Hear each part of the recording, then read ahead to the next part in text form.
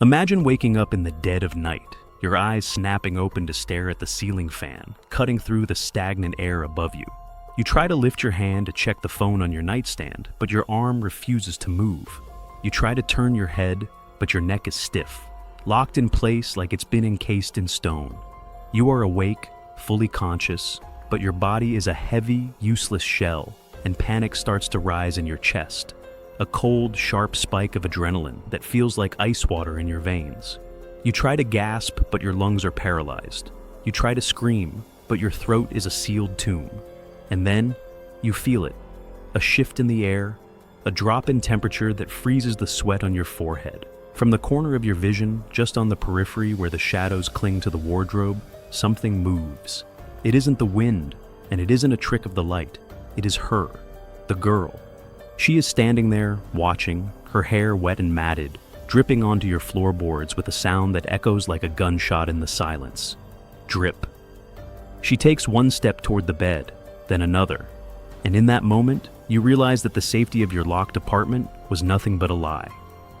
To understand the absolute horror of that night, I have to take you back to when the silence was comforting, not terrifying. I lived alone in apartment 4B, a place that was supposed to be my sanctuary, a fortress of solitude away from the noise and chaos of the city. I was a guy who loved routine, a man of logic who didn't believe in ghosts or omens, or the supernatural. I believed in what I could see, touch, and explain, but I learned the hard way that the human mind is a fragile thing, and the walls of an apartment can hide secrets that logic simply cannot explain. It started innocently enough, as these things always do. It wasn't a haunting at first, just a recurring dream that felt a little too real.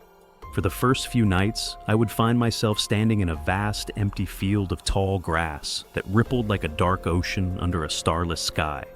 In the distance, a figure stood with her back to me, a girl wearing a dress that looked centuries old, tattered and stained with mud. In the dream, I felt an overwhelming urge to call out to her, a desperate need to ask if she was lost. But every time I opened my mouth, no sound came out. The wind would howl, drowning me out, and I would wake up in my bed, sweating, with the lingering sensation of cold sorrow heavy in my chest. I dismissed it as stress, telling myself it was just the byproduct of an overworked mind and too much caffeine, but the apartment seemed to disagree. The air in 4B began to change, growing heavier, thicker, as if the empty space was being filled by something unseen. By the second week, the dreams shifted, becoming more intimate and far more terrifying. The field of grass was gone, replaced by the interior of my own apartment. In my sleep, I would be standing in my own living room, the layout identical. The gray sofa, the bookshelf, the digital clock on the microwave blinking 3:00 a.m. But the lighting was wrong. Everything bathed in a sickly greenish hue that made the room look like it was underwater. And she was there. She was no longer in the distance. She was sitting on my sofa, her head bowed, her long black hair covering her face like a veil of ink. She sat perfectly still, like a statue carved from grief, and in the dream, I tried to walk toward the front door, to run, to leave, but my legs were heavy, dragging through the floor as if it were made of thick swamp water. I could hear her breathing, a wet, rattling sound, like air struggling to pass through water-filled lungs. When I woke up from these dreams, the line between the nightmare and reality began to blur in ways that made me question my sanity. One morning, I walked into the living room to find the sofa cushion depressed, as if someone had been sitting there all night. Another morning, I woke to the smell of stagnant pond water filling my bedroom, a pungent, earthy rot that made no sense since I lived on the 4th floor of a dry, urban building. I checked the pipes, I checked the vents, I tore the place apart looking for a leak, but there was nothing. I began to dread sleep, drinking coffee until my hands shook uncontrollably, keeping the television on at full volume to drown out the oppressive silence. But the body has limits, and eventually, exhaustion would claim me, dragging me back into the green-lit version of my home where she was always closer. First, she was on the sofa. The next night, she was standing in the hallway. The night after that, she was standing at the threshold of my bedroom door. She never looked at me, she never spoke, she just existed. A void of misery occupying my space. The terror wasn't that she was attacking me, the terror was the anticipation. The knowing that she was moving, inch by inch, toward my bed. The apartment itself seemed to conspire against me, the floorboards creaking in rhythm with footsteps that weren't mine, the lights flickering and buzzing like angry hornets before dying out completely. I was trapped in a box of concrete and glass with something that desperately wanted to be seen. The breaking point came on a Tuesday, a night I will never forget as long as I live. I had installed a camera in my living room, desperate for proof, desperate to know if I was losing my mind or if I was truly in danger. I set it to record before dragging myself to bed, clutching a kitchen knife under my pillow like a child clutching a teddy bear. I slept fitfully, and the dream came instantly. This time, she was right beside my bed.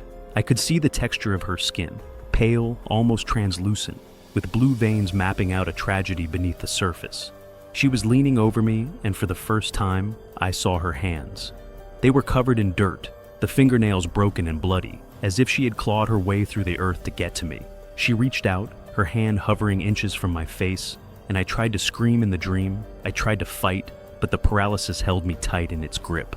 I woke up screaming, my own voice shattering the silence of the apartment, gasping for air and clutching my chest as if my heart were trying to escape my ribs. The room was empty, the door was locked, but then I felt it, a cold, wet sensation on my cheek. I reached up and touched my face, and my fingers came away wet. It wasn't sweat, it was muddy water, gritty and cold.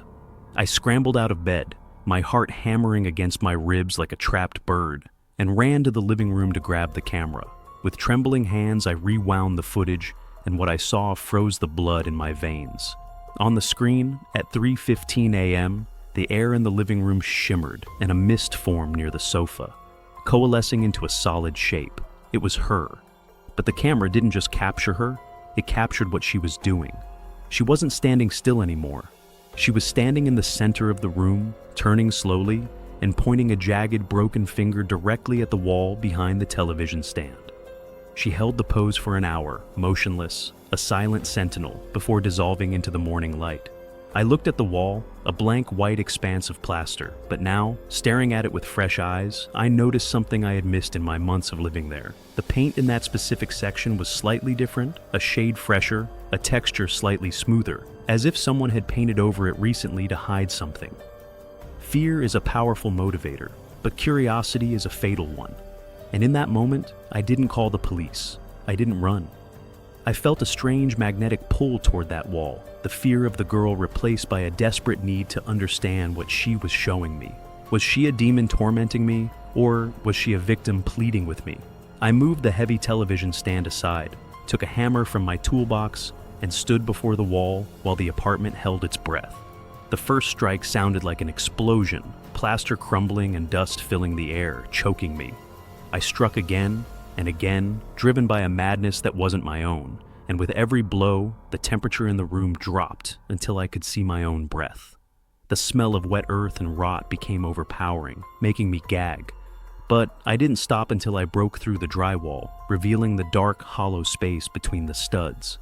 I shone my flashlight into the cavity, and at first I saw nothing but insulation and wires. But then, the beam of light caught something at the bottom, wedged between the pipes. It wasn't a body. It was a small metal box, rusted and sealed shut with duct tape. I reached in, my hand trembling as I grazed the rough wood of the inner wall, and pulled the heavy box out. Sitting on the floor amidst the debris of my apartment, I pried the lid open. Inside, there were photographs, dozens of them, of the girl from my dreams. But in these pictures, she was alive, she was smiling, she was standing in this very apartment. And beneath the photos was a diary. I read through the night, and the story that unfolded was more horrifying than any ghost. The diary belonged to a woman named Maya, the previous tenant who hadn't gone missing or moved out. She had been hiding. She was hiding from an abusive partner who stalked her, and the entries were terrified scribbles of a woman trapped in her own home. The last entry was dated 2 days before I moved in, and it read, "He found me. He is in the building. If I don't make it, look in the vent. I hid the evidence there." I froze, looking back at the hole in the wall. I hadn't found a body. I had found the truth. The girl wasn't haunting me to hurt me. The scratches, the mud, the terrifying approaches. She wasn't trying to attack me. She was trying to wake me up. She was trying to get my attention, because the man who killed her wasn't some stranger. It was the building's maintenance manager, the man who had a master key to every apartment. The man who I had seen just yesterday, smiling at me in the hallway, asking if everything in the apartment was working okay. The girl in my dreams wasn't the monster, she was the alarm. The police found the evidence Maya had hidden in the vents, thanks to my tip, and they found her body buried in the woods miles away, exactly where the mud on her feet in the dream had come from. The maintenance manager was arrested that same morning, his master keys jingling as they led him away. I moved out the next day and never saw the girl again. The dream stopped the moment the handcuffs clicked shut. But sometimes, when I stay in a new hotel or a new apartment, and the room is perfectly quiet, I stay awake a little longer. I realize now that the things that go bump in the night aren't always trying to scare us. Sometimes, the dead are just trying to tell the stories that the living are too afraid to hear. If you ever wake up unable to move, with a weight on your chest, don't close your eyes. Look closely, because someone might be asking for your help. If this story kept you up, hit the like button and subscribe for more tales from the darkness. Sleep tight. Sleep.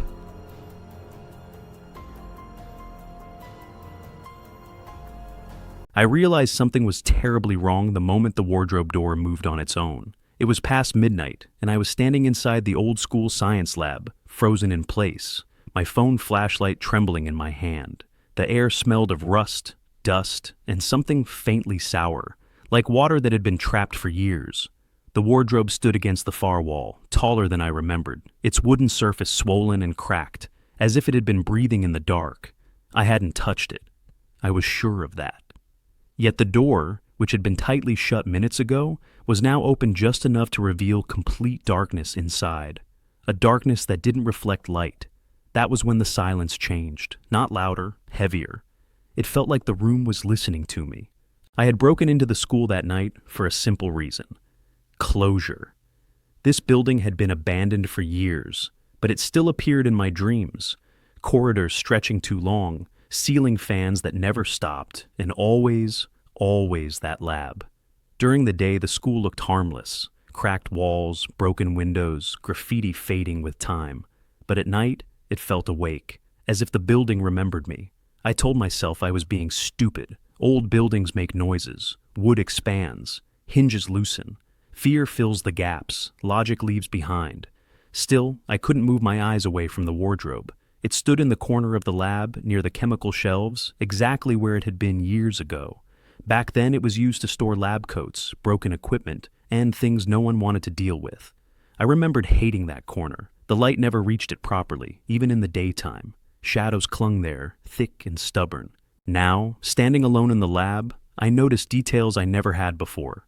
The floor around the wardrobe was darker, stained unevenly. The wall behind it was scratched, as if something heavy had been dragged repeatedly. My flashlight flickered once, briefly, and for a fraction of a second, I thought the inside of the wardrobe looked deeper than it should have been.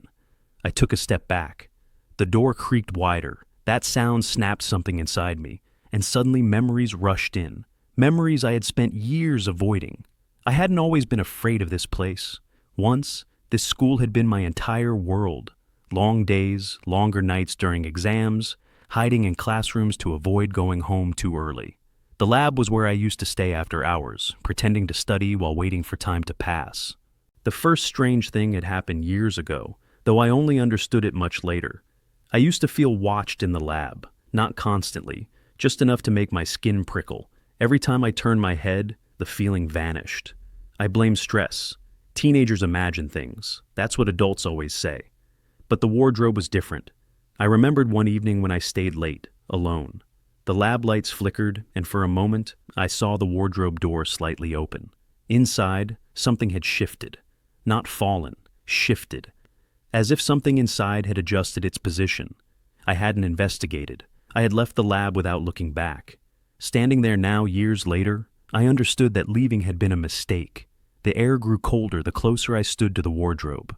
My breath fogged faintly. Though it wasn't winter, the smell changed too. Less dust, more dampness, like soil after rain. I raised my flashlight and aimed it directly inside. The beam didn't reach the back. That shouldn't have been possible. The wardrobe wasn't large. I knew its dimensions. Yet the darkness inside swallowed the light. bending it strangely, like a tunnel without an end. I felt dizzy, as if my sense of space had warped. My ears rang softly, a pressure building, like being underwater. That's when I noticed the sound, breathing, slow, shallow, not mine. It wasn't coming from the room, it was coming from inside the wardrobe. My heart pounded so hard I thought it might drown out everything else, but the breathing stayed steady, patient. I told myself it was airflow, trapped air escaping, anything that sounded sane. Still, my legs refused to move. Fear pinned me in place. Then the breathing stopped. The silence that followed was unbearable. Something shifted inside the wardrobe again, closer this time. The darkness seemed to ripple, like fabric being pulled. I felt a sudden pressure in my chest, not physical, but emotional. A wave of dread mixed with familiarity, like recognizing a place from a nightmare you never forgot. Images flooded my mind without warning. The lab during exams, empty desks, the hum of old lights, the feeling of being the last person left in the building. And beneath all of it, a memory I had buried, standing near this very wardrobe, feeling dizzy, weak, collapsing against the table. I remembered waking up on the lab floor hours later, alone, with no explanation. Teachers had said I fainted, stress, low blood sugar, end of story. But I remembered now. I hadn't fainted. I had heard breathing that night too. The wardrobe door began to move again, opening wider, slowly, deliberately. The hinges didn't creak this time. It was silent, unnaturally smooth. My flashlight flickered violently, then steadied. Inside, I saw myself. Not a reflection, not a trick of light.